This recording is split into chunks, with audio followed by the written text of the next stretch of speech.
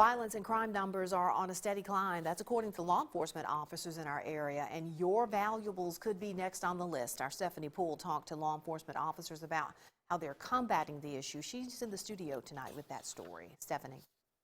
That's right, Andrea. When the pandemic first began, law enforcement tells me that crime declined at a drastic rate. Families stayed inside their homes, leaving thieves on the outside. With schools back in session and parents at their jobs, it opens the door for theft. Break-ins are starting to pick up, and your vehicle could be a target.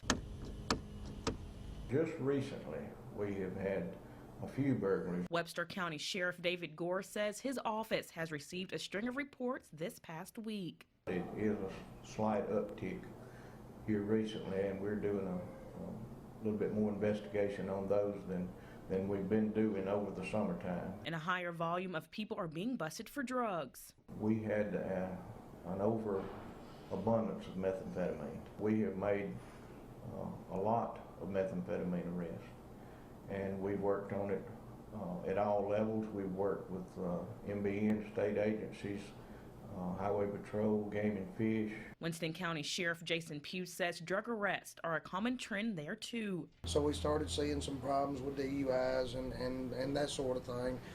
And some drug abuse, some problems in motels that people were able to go out and rent motel rooms that normally wouldn't and have their parties. And so you did start to see some issues there with that. Pugh says this is only the beginning. Departments are expecting numbers to boost. So school's starting back, people are going back to work, the economy's starting, some of those checks have quit coming in. You're starting to see an influx in your burglaries and robberies. Basically, we've had several trailers stolen here in the county. They're urging folks to keep their valuables and vehicles locked. You're going to have a lot of people that are going to hurt this year, and people are going to do things that they would normally do because they do hurt. Some of it is opportunistic. When they run upon something that is there, it can be taken, and it's where it can be seen from the road. You're running a risk. And officers are concerned how numbers will look during a global pandemic in the winter months.